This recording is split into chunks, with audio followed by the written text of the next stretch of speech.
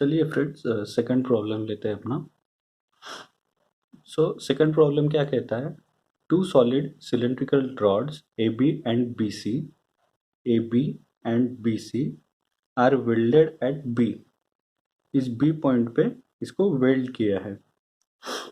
Determine the smallest allowable diameters D1 and D2।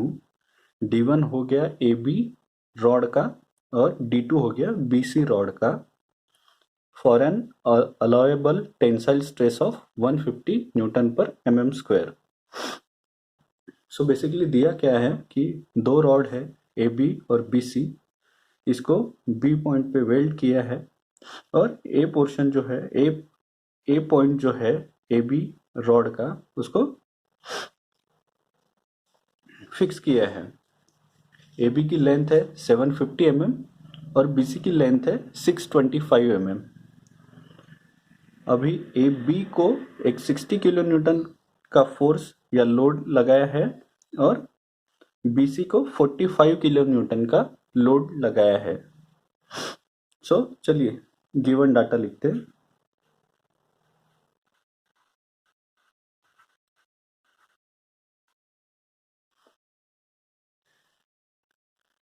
A B का diameter कितना है?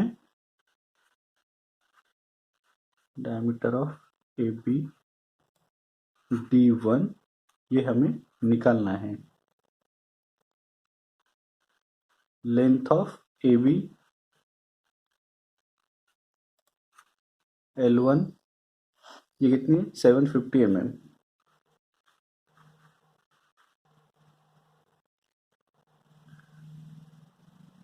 Diameter of B C D2 इसको हमें निकालना है। Length of B C L2 ये कितनी है? 625 mm। ये 625 mm। टेंसाइल स्ट्रेस कितनी दी है? टेंसाइल स्ट्रेस है 150 न्यूटन पर mm स्क्वायर।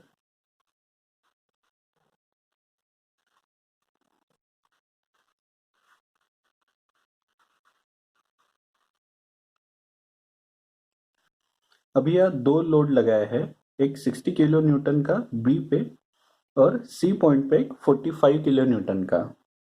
हम लिखते हैं load 1 is equal to 60 kilo newton और लोड 2 45 किलो न्यूटन। अभी इसको आप 60 into 10 to the power 3 newton और 45 into 10 to the power 3 newton ऐसे भी कन्वर्ट कर सकते हैं। टोटल लोड ए बी पे कितना एक्ट कर रहा है? देखिए ए पोर्शन को हमने फिक्स करके रखा है और बी पे एक 60 किलो न्यूटन का फोर्स लगाया है। बी को वेल्ड किया गया है इस पोर्शन के साथ। ये वाला जो पोर्शन है यहाँ पे इसको वेल्ड करके अटैच कर दिया है और इसको भी हमने एक फोर्स लगाया है 45 किलो न्यूटन का। टोटल लोड ए बी पे कितना एक्ट करेगा? 60 प्लस 45 ये होगा टोटल लोड जो ए बी पे एक्ट कर रहा है। Total load acting on rod A B is equal to 60 into 10 to the power 3 plus 45 into 10 to the power 3। ये हो गया आपका 105 into 10 to the power 3 newton. अभी एक बात बताइए मुझे, स्ट्रेस क्या होता है? Stress sigma is equal to load upon area.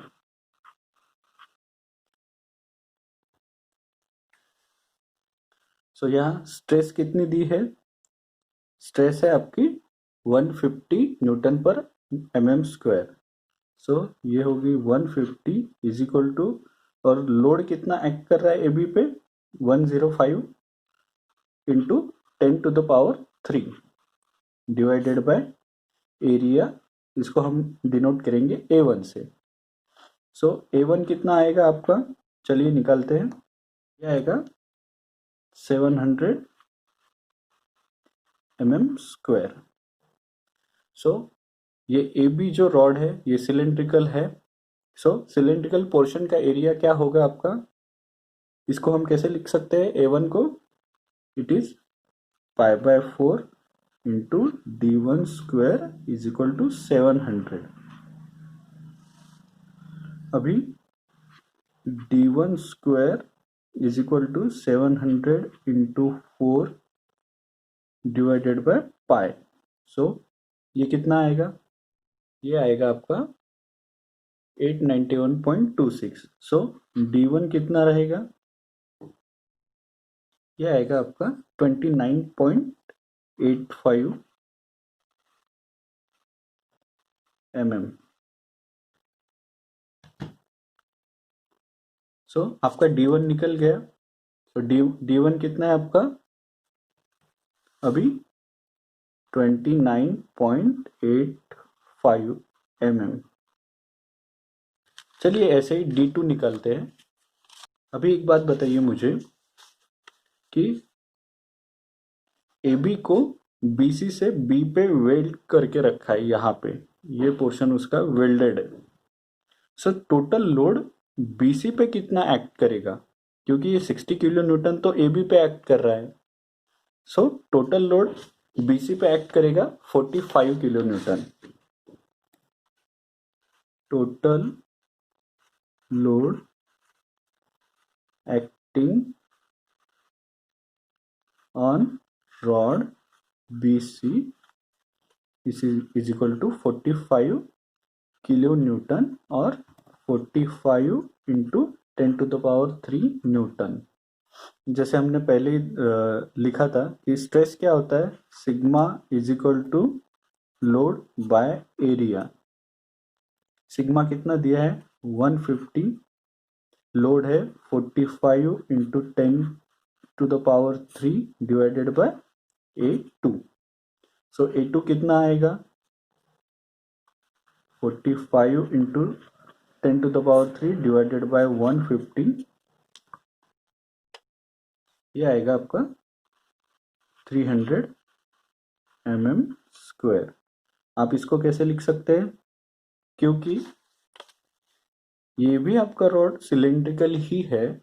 So cylindrical portion का डायमीटर कैसे निकालते हैं आप, या उसका एरिया कैसे लिखते हैं, it is π/4 into D2² is equal to 300। So D2 कितना निकलेगा, इजी है क्या, सिर्फ कैल्शियम में पुट करना है वैल्यूज। ये निकलेगा 19.54 mm। सो इजी था, सिर्फ आपको इस प्रॉब्लम में ये ध्यान रखना था, यहाँ इन्होंने दो लोड लगाए थे, एक B पॉइंट पे लगाया था, एक C पॉइंट पे लगाया था। सिर्फ आपको ये जानना था कि AB पे टोटल लोड कितना एक्ट होगा और BC पे कितना लोड एक्ट होगा। अगर ये आपने अच्छे से एनालाइज कर लिया तो प्रॉब्लम सॉल्व करना कुछ डिफिकल्ट बात नहीं है, लेकिन ये छोटी छोटी चीज़ें आपने ध्यान में रखनी चाहिए, क्योंकि इसी से ही आपके आंसर्स सही आएंगे।